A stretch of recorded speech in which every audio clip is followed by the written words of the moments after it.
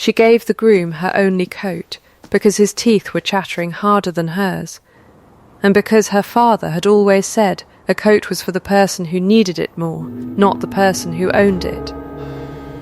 She did not know his name. She did not, in fact, know that the man swaying against a half-drowned carriage wheel in the worst snowfall Hartwell Park had seen in 9 years was the Duke of Hartwell himself, a man 3 winters widowed, and, by the account of every servant in the house, a man who had not smiled in company since. She only knew that his hands had gone the colour of skimmed milk, and that the wind off the ridge was the kind that killed slowly and without apology. So she gave him the coat. By spring he would not be able to recall, with any confidence, the colour of that coat. He would remember, with total and inconvenient clarity, the colour of her eyes when she refused to be thanked for it. But first there was the snow, and the horse, and a scrap of grey wool that would travel farther in 6 months than most coats travel in a lifetime. Julian Vale, Duke of Hartwell, had adopted a peculiar practice some 18 months after his wife died, and he had never explained it to anyone, least of all himself. He put on a groom's coat and went out among his own tenants and his own roads as a man with no name, because he had married a woman who loved him before she knew what he was, and he had since discovered that this was a rarer commodity than he had assumed a dukedom could purchase. He told himself on the nights he allowed himself to think about it at all, to know whether the coat could be loved before the coach was ever produced. He had not yet had an answer worth keeping. He was beginning to suspect that no answer was coming, and that he would grow old and correct and alone inside a house that had stopped, by unspoken agreement, containing music. Clemency Rowe was 21, orphaned of a country vicar, and employed, if the word could be stretched to fit so odd a position, in the reading of dead women's letters. She had answered an advertisement so strange that she had read it to her landlady twice to be sure she had not misunderstood it. A household near the northern hills required a person of steady hand and stronger nerve to catalogue and preserve the correspondence and garden journals of the late Duchess of Hartwell. Superstition and sentimentality equally unwelcome, salary generous. Situation temporary. Clemency had eaten porridge for a week to afford the coach fare, and considered it an excellent trade. She had an unafraid way of meeting a stranger's eye, that unsettled people who expected apology from a woman travelling alone, and a laugh that arrived without her permission, usually at the worst possible moment, always at the world's expense, and never at another person's. This is how the two of them came to be standing 4 feet apart in a snow-blind lane, a mile short of the gates of Hartwell Park, neither one aware of what the other one was, both of them cold enough that dignity had become optional. But first the coach had to break an axle, and the mail had to be a day late, and a horse had to go down on the ice. Exactly as horses do. The coach lost its axle 1.5 miles from the gates, in the blue hour before true dark, in a snow that had gone from decorative to opinionated within the space of 20 minutes. The coachman apologised to his 4 passengers with the weary courtesy of a man who had said the same sentence in the same snow to different people every winter of his working life, and suggested that Hartwell Park was close enough to walk, for those inclined to try it, and that he personally intended to sit with the horses and a very large flask until someone came for him. Clemency, who had exactly 1 trunk, 1 coat, 1 advertisement, folded soft with handling, and no inclination to spend the night in a ditch with a stranger's flask, elected to walk. She had grown up walking to sick-beds in worse weather than this, she informed the coachman, and he had the grace not to argue with a woman already tying her bonnet ribbons. She had gone perhaps half the distance, by her own later reckoning, when she heard the horse before she saw it, a high, frightened, complaining sound, and beneath it a man's voice, low and steady, and clearly losing an argument with an animal twice its own weight in ice. She found them at a bend where the road dropped toward a frozen ford, a cart horse down on one knee in a rut gone to glass, a wheel wedged, and a man in shirt sleeves in that weather, which told her everything she needed to know about how recently he had owned a coat and had stopped owning one, hauling on the horse's bridle with hands that had clearly given up feeling anything useful several minutes before. "You'll want to let him find his own feet," Clemency said, because she had opinions about horses that she had never been asked for and gave anyway. Pulling the head down only frightens him further. The man turned. He had the look of someone who had not expected commentary from the weather itself, and took a moment to locate her in it, small, snow-crusted, entirely undaunted, standing in the ford road as if she had been invited. "I am aware," he said, "of what frightens him." "Then we agree on the diagnosis and differ on the treatment," she said, and came forward anyway, because agreeing to disagree with a man about a suffering horse had never once stopped her from helping the horse. She crouched at the animal's flank, found the strap that had twisted and was biting into the shoulder, and worked it loose with fingers that were, if anything, marginally warmer than his, which was not saying very much. The horse found its feet within the minute, blowing hard, forgiving everyone involved with the swiftness of horses. "You've done that before," the man said. It was not quite thanks. It had the shape of an observation a man makes when he is deciding what to do with a fact he did not expect to acquire. "My father kept a horse he could not afford, on the theory that a vicar without a horse cannot reach the dying in time," Clemency said. "I learned to be useful around him early, since I could not learn to be useful around the parish accounts, which defeated me thoroughly." She looked at him properly for the first time. A tall man, dark-haired, hatless. His jaw set with the particular rigidity of someone refusing, on principle, to admit that he was freezing to death by degrees. His shirt was soaked through at the shoulders. Somewhere behind him, draped over the horse's steaming flank, was the coat he did not have. "You've given your coat to the horse," she said. "He was worse off than I was. He is a horse. He does not know he is cold.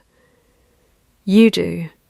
She was already unfastening the frogged clasp of her own coat, a plain grey wool thing, her mother's once, relined at the elbows by her own hand 2 winters running.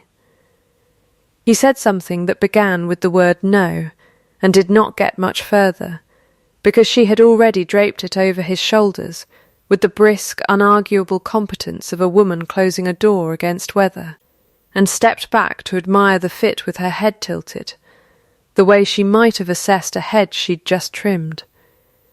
"It won't do up," she said, cheerfully diagnostic. "You're built rather larger than my father was. But it will keep the worst of the wind off you as far as the house, and that is the entire ambition of the garment at this hour." "I cannot take a woman's coat in a snowstorm," he said, in the tone of a man reciting a rule he had, until this exact moment, never had cause to test. "You can, and you are, because I have a shawl in my trunk and you have nothing, and misfortune does not consult a ledger before it decides who to visit," Clemency said. "Besides which, I intend to walk very fast the rest of the way." "Which is its own kind of coat." "You may return it to me at the house, if that eases your conscience. I am told there is a house at the end of this road. I am rather hoping it has a fire."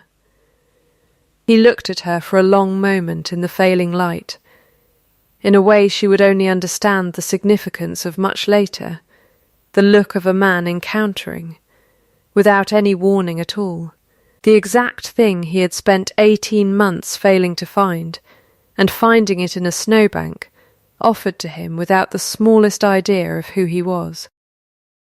"You don't know whose road this is," he said. It was almost a question. "I know it belongs to a duke who wants his correspondence catalogued and does not know that I have arrived a day early to do it," she said. "Beyond that, I confess complete ignorance, and I find I am too cold to be curious. Good evening.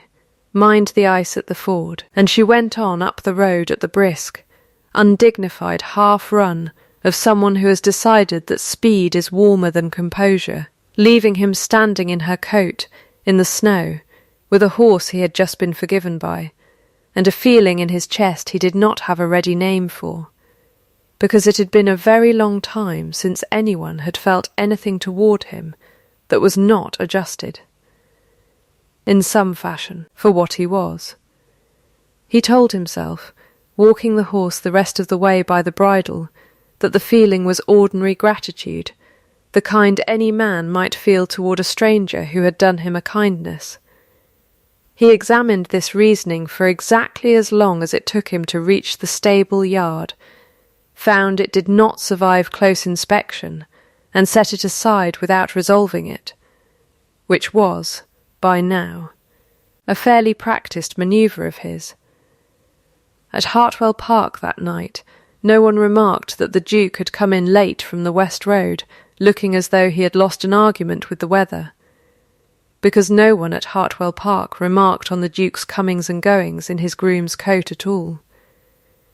It was understood, in the particular silent understanding of well-trained households, that his Grace occasionally went out among the tenants dressed as no one in particular, and that his Grace's business in doing so was his own.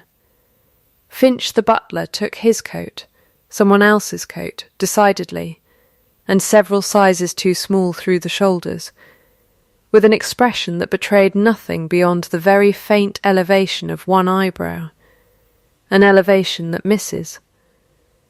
Pratt, the housekeeper, would later describe, with the authority of 20 years' observation, as significant. Socrates the library cat, a vast and philosophically inclined grey animal who had outlived one duchess and grown sceptical of humanity generally, regarded the whole proceeding from the third stair and reserved judgment, which was his custom in all things of importance. Clemency arrived at the front door of Hartwell Park, perhaps 20 minutes later, breathless, snow-crusted, wearing a shawl entirely inadequate to the evening, and an expression of a woman who has just walked a mile in a blizzard, and considers the exercise to have gone rather well. She informed the astonished footman who opened the door that she was a day early, that her trunk was presently somewhere behind her on the western road, and that she believed she was expected, eventually, to catalogue a dead woman's letters. She did not mention the coat. She did not think to. She had already half forgotten the shivering man at the ford, filed him away in the ordinary drawer of the day's small kindnesses, and gone in pursuit of the fire she had been promised, leaving the Duke of Hartwell to walk the last quarter-mile behind her, alone, in her coat, discovering with some alarm that he did not want to give it back. Mrs. Pratt received Clemency Rowe the way she received everything unexpected at Hartwell Park, which was with tea, a look of frank assessment, and the settled conviction that she would form her own opinion regardless of what the letter of introduction claimed. The letter of introduction, penned by the late Duchess's solicitor and forwarded through 3 intermediaries before it reached anyone competent to act on it, described Miss Rowe as capable, literate, and possessed of a steady hand. It did not mention that she would arrive a day early, soaked through, with a laugh that startled the second footman into dropping a candlestick, or that she would, within the hour, be sitting cross-legged on the library floor, with Socrates installed in her lap, as though the arrangement had been settled between them at birth. "He does not do that," Mrs. Pratt said, standing in the doorway, with the particular flatness of a woman reporting a fact she does not expect to be believed. Socrates has sat on precisely one lap in this house in 4 years, and that lap belonged to her grace. May she rest. He regarded Lady Augusta's spaniel as an insult to the household, and has not forgiven it the acquaintance. Perhaps he is simply cold, Clemency said, scratching the cat under the chin with the unbothered confidence of someone who had never doubted her welcome anywhere in her life, including places that had not yet decided to offer one. Perhaps, said Mrs. Pratt, in a tone that suggested she believed nothing of the kind, and went away to tell Finch that the new catalogue woman had won the cat inside of an hour, which Finch received with the eyebrow he kept in reserve for occasions of genuine significance. The library at Hartwell Park had not been properly disturbed in 3 years. It held the accumulated correspondence, garden ledgers, receipt books, and marginalia of a woman named Seraphina Vale, who had been, by the joint testimony of every servant old enough to remember her, the only person who had ever made the current Duke laugh without meaning to. The room smelled of beeswax and old paper, and, faintly, of the lavender water the late Duchess had used on her letters as a private joke against damp. Clemency found the smell enormously promising. She had a theory, formed over several years of reading other people's old accounts for her bread, that a household's true nature could be read from its ledgers faster than from its drawing-room, and she set about proving it with the particular patience of a woman who had never once in her life found a filing system she did not eventually love. She met the Duke properly on the 3rd day, though she did not, in that first proper meeting, connect him to the shivering man of the Ford, because she had barely seen the Ford man's face in the failing light, and had been more occupied with the horse than with him, and because the man who walked into the library on the 3rd day was dressed, groomed, and announced by Finch with a formality that placed him at a considerable social distance from anyone standing knee-deep in a frozen rut. He came, he informed her, to see how the cataloguing progressed. He had a folio under his arm that he did not, in fact, need to consult, containing correspondence he had clearly already read a dozen times. "You've made a start," he said, looking at the neat stacks she had assembled, sorted by year and, within each year, by hand. "I have made rather more than a start," Clemency said. "Your late Duchess wrote to 11 separate correspondents about a dispute with a neighbouring estate concerning a boundary hedge across a period of 4 years, with escalating creativity. I have also discovered that she was, by her own written admission, a catastrophic speller of the word necessary, which she rendered 7 different ways and never once correctly. Something happened at the corner of his mouth that was not, strictly speaking, a smile. It lasted, by the private count of Finch, who was arranging the tea-things with the studied inattention of a man who missed nothing, approximately 1.5 seconds, and it was corrected, folded back into the neutral, careful expression the household had grown used to, before it could properly complete itself. She was a terrible speller, the Duke agreed, and there was, underneath the flatness of the sentence, something that had not been there in this room in 3 years, though neither he nor anyone else present would have called it by its name yet. He came back the next week on the pretext of the boundary hedge dispute, which he claimed, not very convincingly, still required his personal attention, though the neighbouring estate had settled it amicably 11 years prior. He came back the week after that to ask whether the garden ledgers mentioned a particular rose his wife had been fond of, a question he could have asked his own head gardener, and had, evidently, not wished to. Mrs. Pratt began keeping what she referred to, only to Finch, as an accounting, and Finch began keeping what he referred to only to Mrs. Pratt, as a ledger, and between the two of them they had assembled, by the end of the third week, a fairly comprehensive record of a man inventing reasons to sit in a library he had avoided for 3 years. Clemency, for her part, noticed none of this, or noticed all of it, and simply did not think it her business to remark upon, which amounted to much the same thing in practice. She was occupied with the letters, and increasingly, without quite admitting it to herself, with the Duke's company, which she found unexpectedly restful for a man who so rarely said more than was strictly necessary. He asked good questions.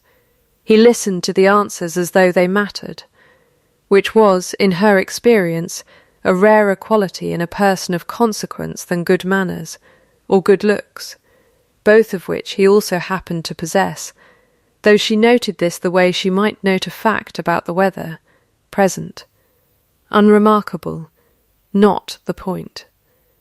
"You never ask me who I am," she said to him once, near the end of the third week, when he had come to examine, with transparent, unnecessary thoroughness, a bundle of letters concerning a hedge that no longer existed.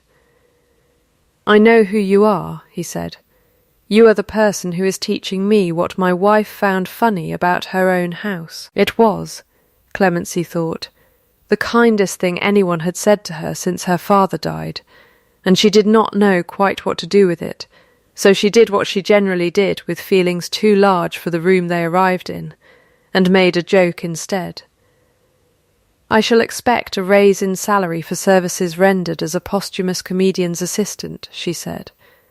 And he made the sound again, the almost laugh, and this time Finch, watching from the doorway with a tea-tray he had brought, and then found no good excuse to deliver, marked it privately as the second occasion, and began to suspect that a third was not far off.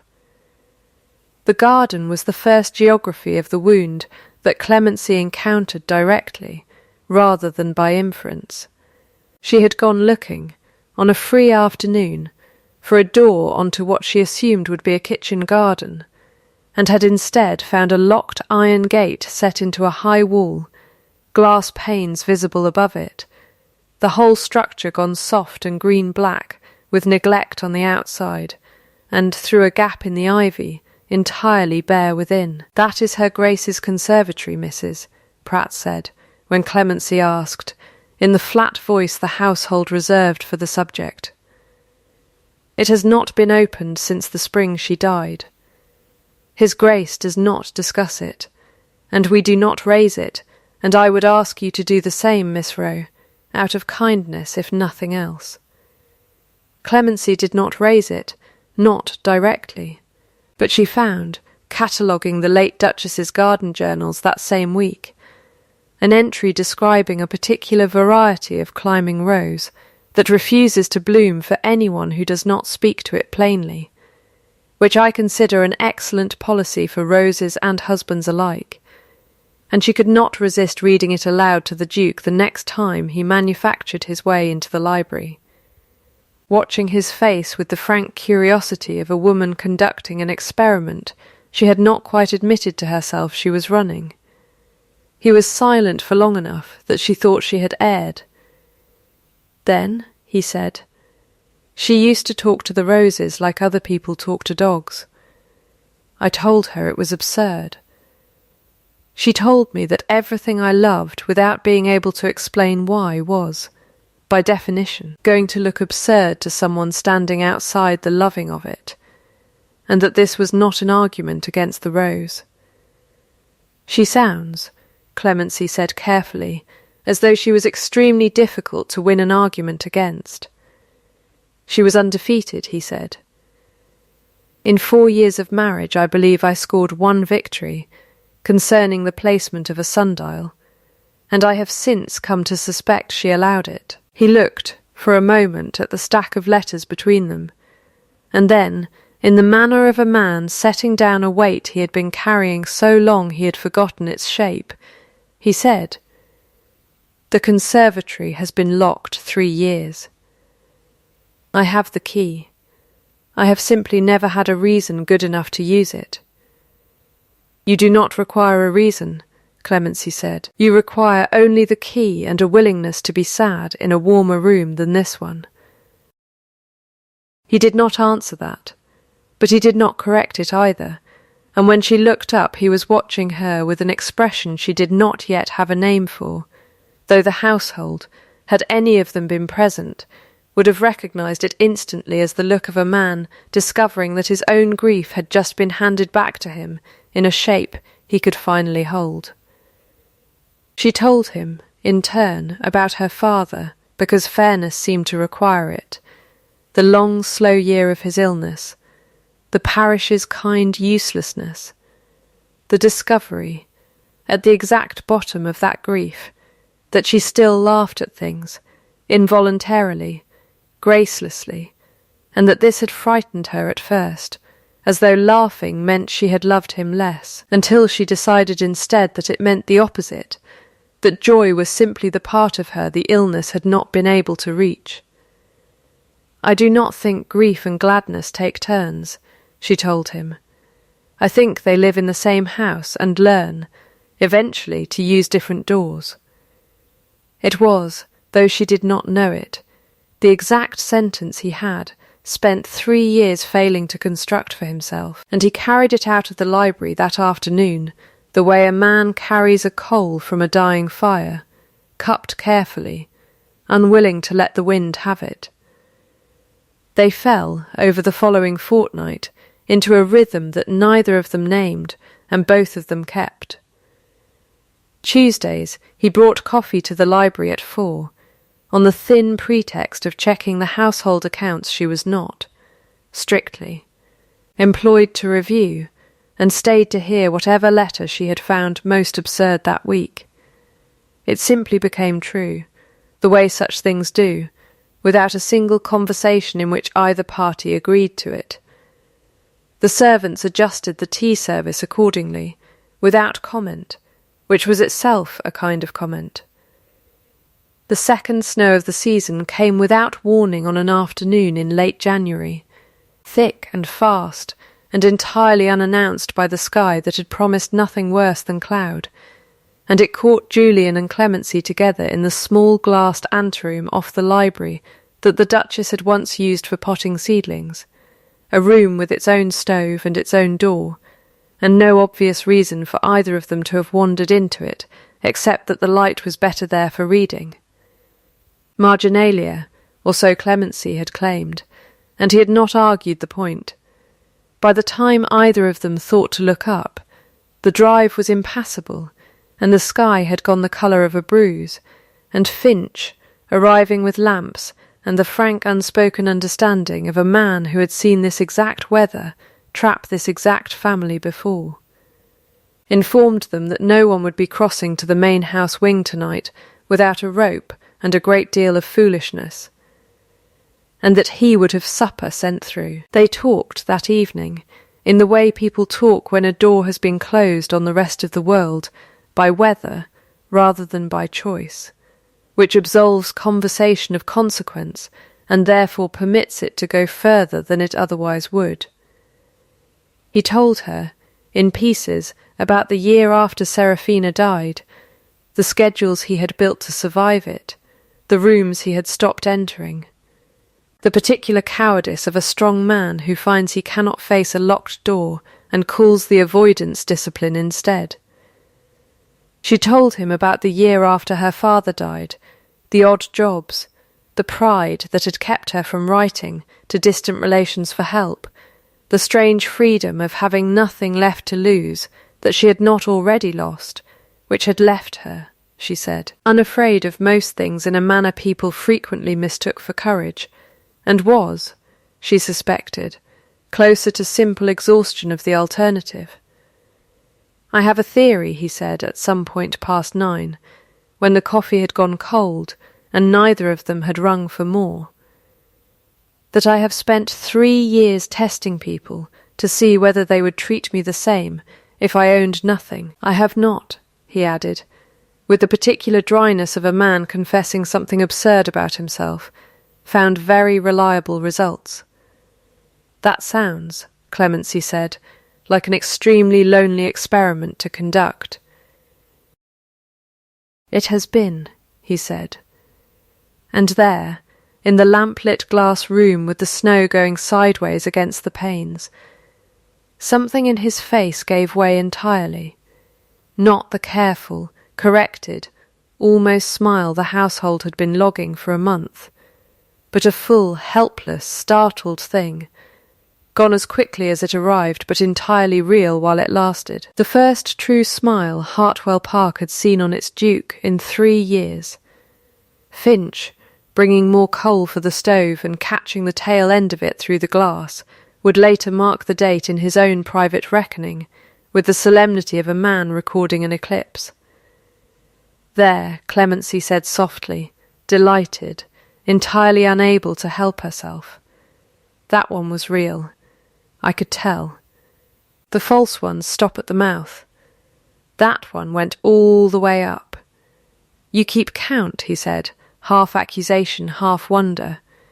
"Someone ought to," she said, "since you clearly are not." It was 2 days later, once the roads had cleared enough for the world to resume, that a plain parcel was delivered to Clemency's room by a footman who claimed not to know its origin, containing her grey wool coat, laundered, mended at a seam she had not known was torn, relined through the shoulders with new wool considerably finer than the old, and no note of any kind.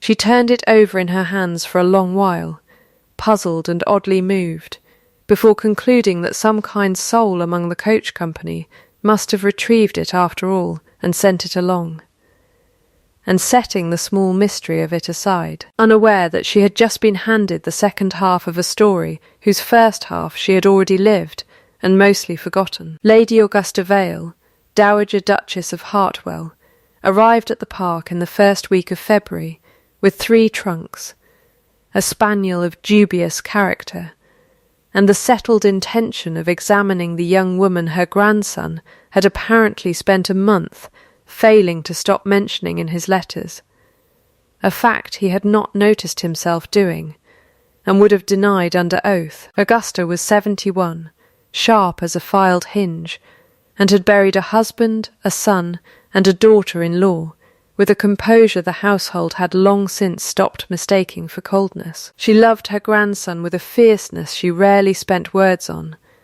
and she had decided, some months prior, that watching him disappear by inches into a house full of locked doors was a form of grief she would not passively permit to continue. She summoned Clemency to dinner on the second evening, alone, without Julian, which everyone below stairs correctly identified as an examination, and above stairs Clemency correctly identified as the same thing roughly 4 minutes into the soup course. "You catalogue letters," Augusta said, in the tone of a woman opening a legal proceeding. "I do, Your Grace. My grandson has visited that library more in 6 weeks than in the previous 3 years combined. I am given to understand this is connected to you rather than to the letters. I could not speak to his reasons," Clemency said.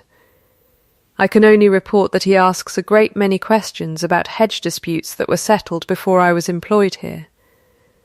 Augusta's mouth did something that was, in a woman of her particular restraint, the equivalent of a full laugh in anyone else. "You are not going to flatter me," she observed. "I do not think you would believe it if I did," Clemency said, "and I find flattery exhausting to sustain over an entire dinner." The examination proper began with the fish course.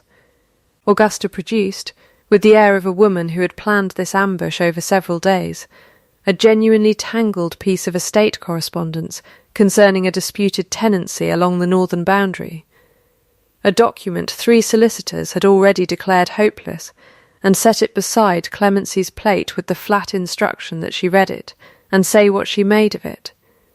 Clemency read it twice, asked one sharp question about a date that did not match its own later reference, and identified, within a quarter hour, that the dispute rested on a boundary survey that had been transcribed wrong by a clerk's error 2 decades prior. A fact no one else had thought to check because everyone had assumed the original document, rather than its copy, was the one at fault. "Well," said Augusta, setting down her fork, "that is more than my grandson's own steward managed in a year." She studied Clemency for a long moment, the spaniel snoring gently at her feet, the fire doing its work against the cold beyond the windows. "Do you know," she said, in a different voice, quieter, "that the last person who sat in that library and made him laugh in earnest was his wife? I do not say this to wound you. I say it because I think you ought to know precisely what house you have wandered into, and precisely what you are being compared against, whether he intends the comparison or not." "I have no wish to replace her," Clemency said. "I don't think anyone could, and I would not want to be loved as a substitute for someone I never had the honour of meeting. I have only ever wanted to be seen as myself. I assume she would have understood that better than most people." Something in Augusta's face eased, entirely and at once, the way a held breath finally goes out of a body.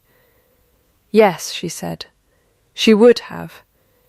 She said something very like it to me once, in this very room, about a woman my son had once compared her to."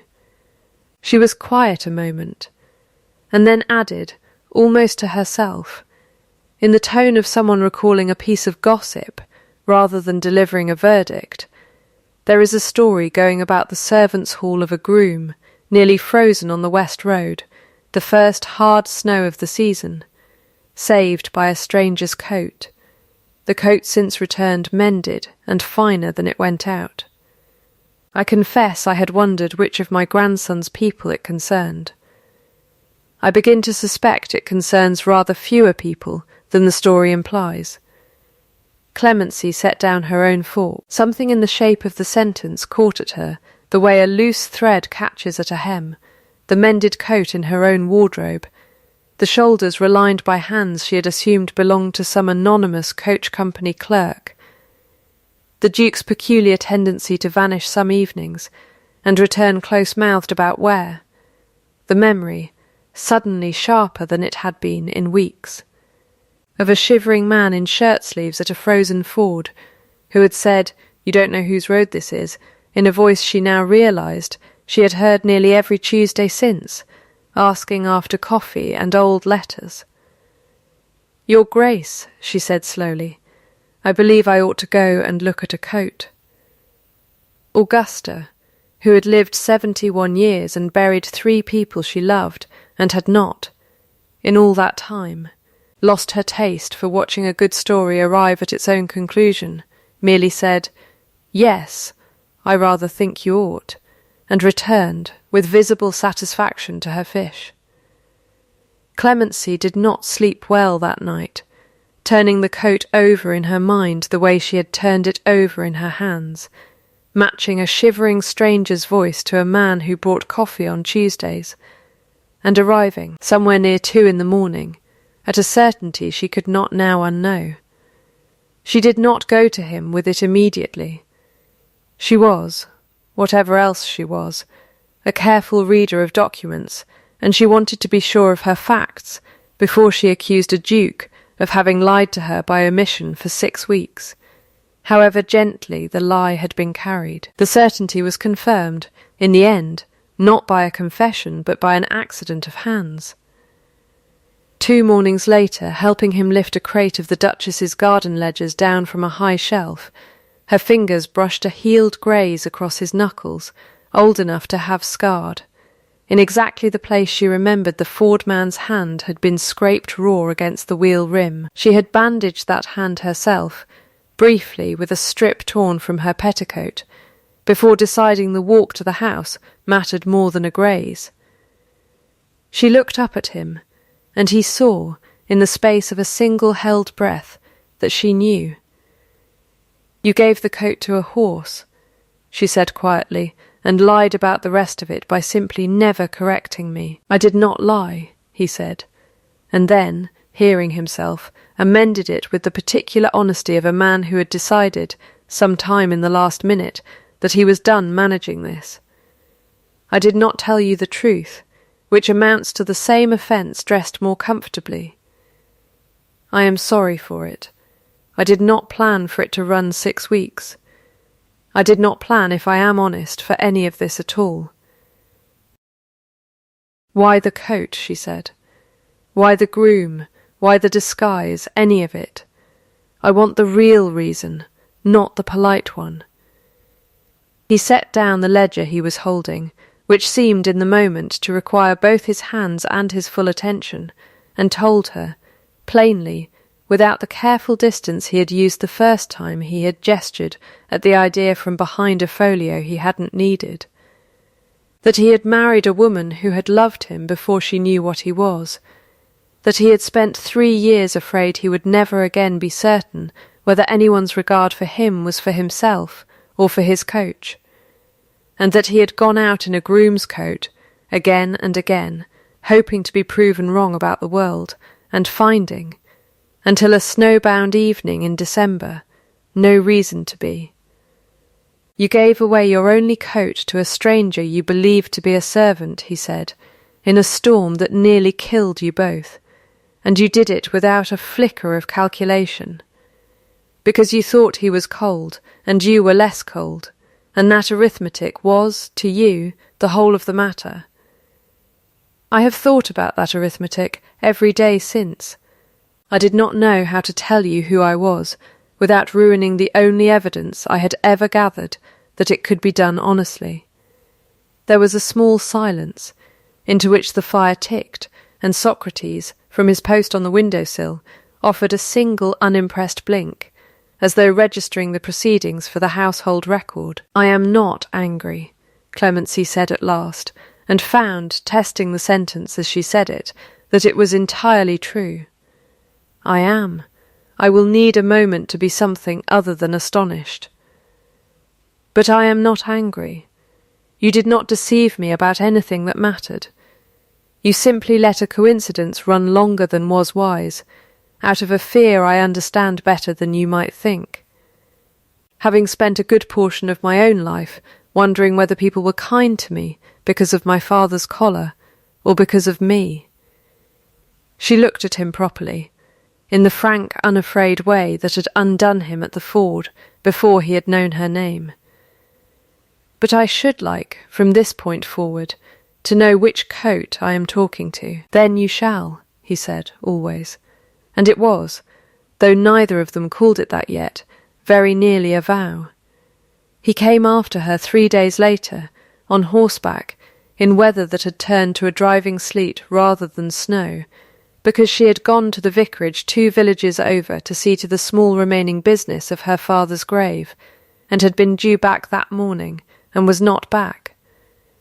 And because a letter had arrived that same day from a family in Yorkshire, confirming, with business-like warmth, that they were delighted to secure Miss Rowe as governess to their 3 children, beginning the 1st of March, an appointment she had accepted, in a moment of practical foresight, some weeks before either of them had admitted anything to the other, on the reasonable grounds that a cataloguing post could not last forever, and a woman without independent means did not turn down secure employment on the strength of a feeling she had not yet been permitted to trust.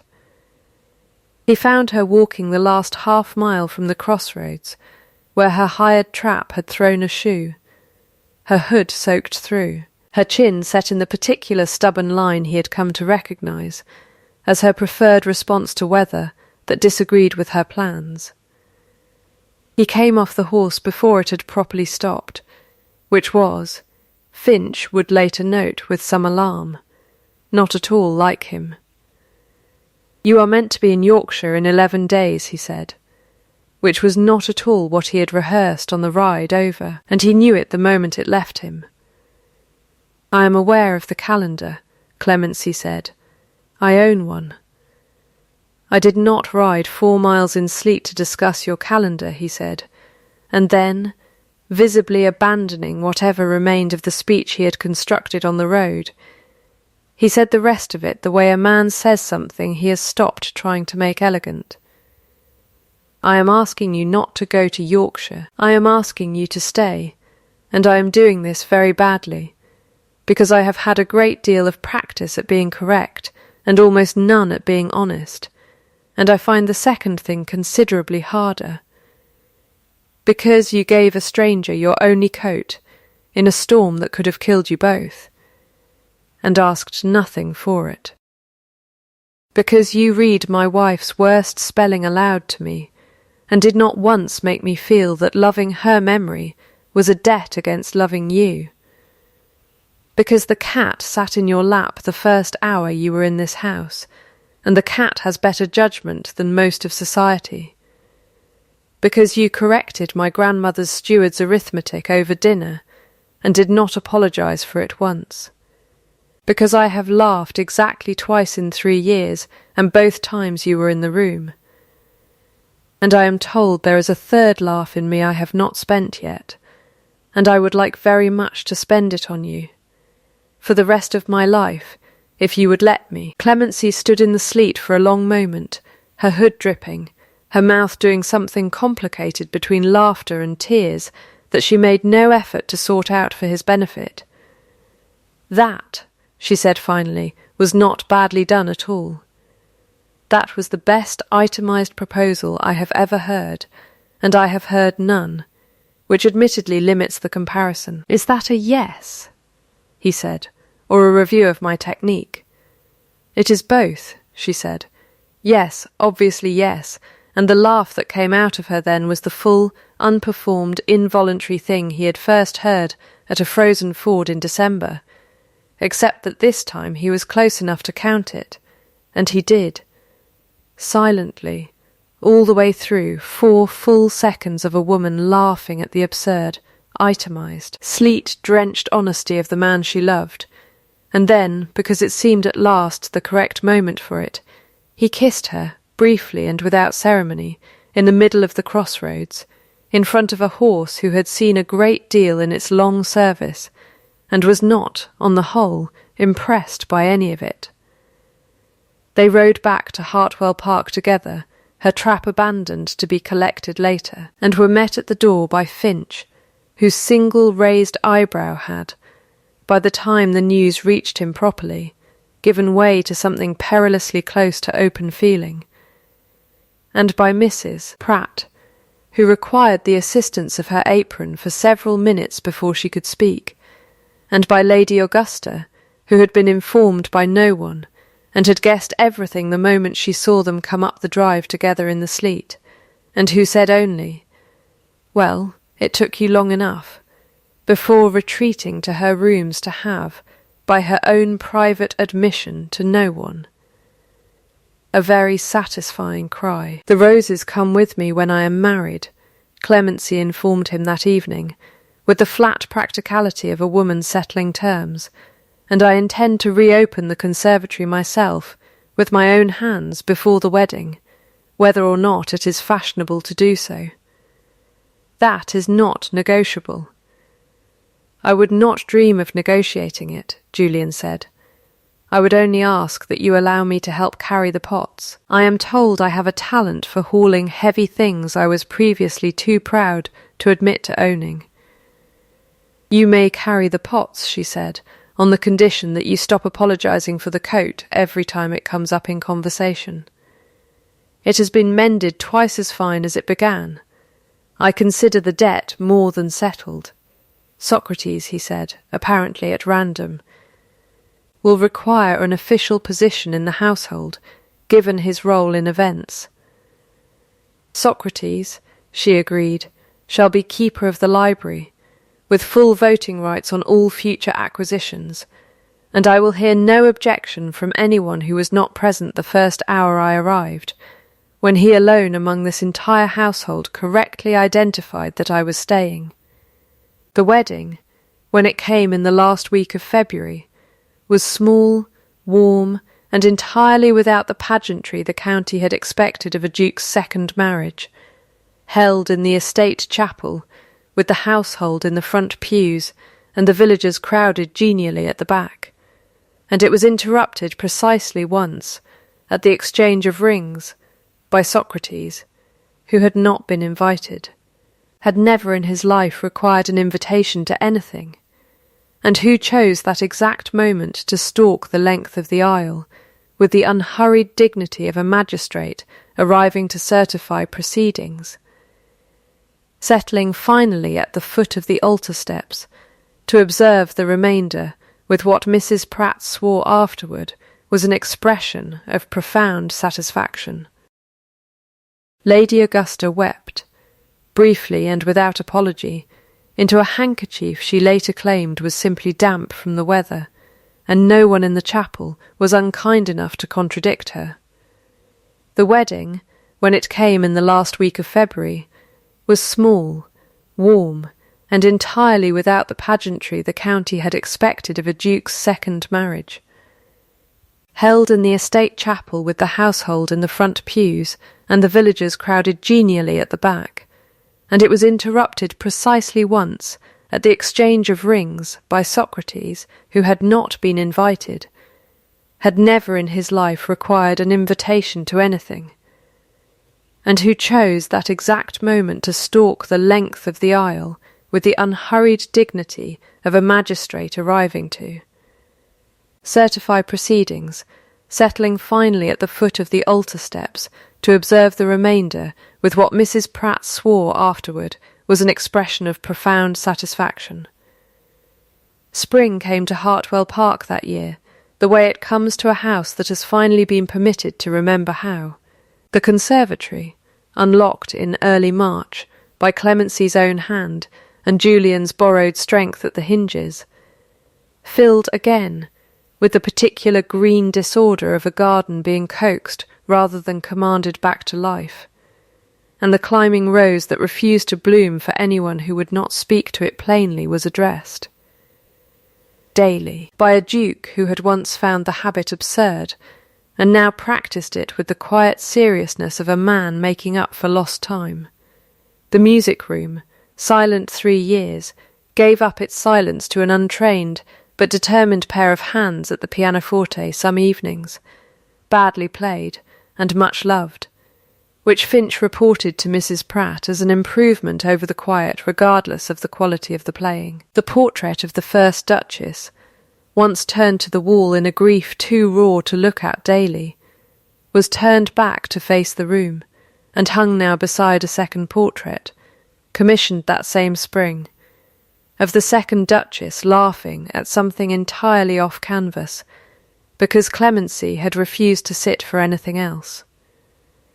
The coat itself, mended twice over, and worn thin with honest use, was retired that summer to a peg by the side door of Hartwell Park, where it has hung ever since, available to any traveller, tenant or stranger caught out in weather they had not planned for. A small standing instruction from the Duchess to the household that no one at her door should ever again be cold for want of asking. By midsummer the servants had taken to calling it, without much ceremony, the ready coat, and it had been borrowed and returned so many times that no one troubled any longer to remember whose it had originally been, which was, Clemency said, rather the point of the thing. The Duke's smile, so rare in the register of 3 winters that the household had once kept private, unspoken count of it, ceased by autumn to require counting at all. By spring he smiled most mornings without provocation. By the following winter, the household noted with some private amusement, he could occasionally be seen doing it before breakfast, which Finch pronounced, with the solemnity of a man closing a long-running ledger, an entirely satisfactory conclusion to the matter. Lady Augusta took up permanent residence at the Dower House that autumn, close enough to visit weekly, and declare every visit an inconvenience she had gone to considerable trouble to arrange.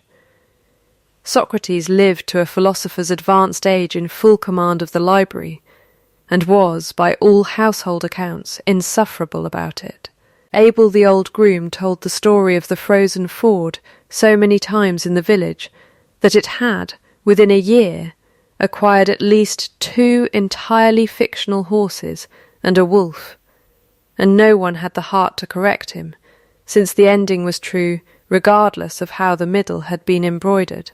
There are stories that begin with a woman giving away the only warm thing she owns to a stranger she will never see plainly again. This one began that way too, in a snow-blind lane, in the worst weather the district had seen in 9 years, and it ended, as such stories tend to, with a coat hanging warm and ready by an open door, and a house that had finally remembered how to be loud.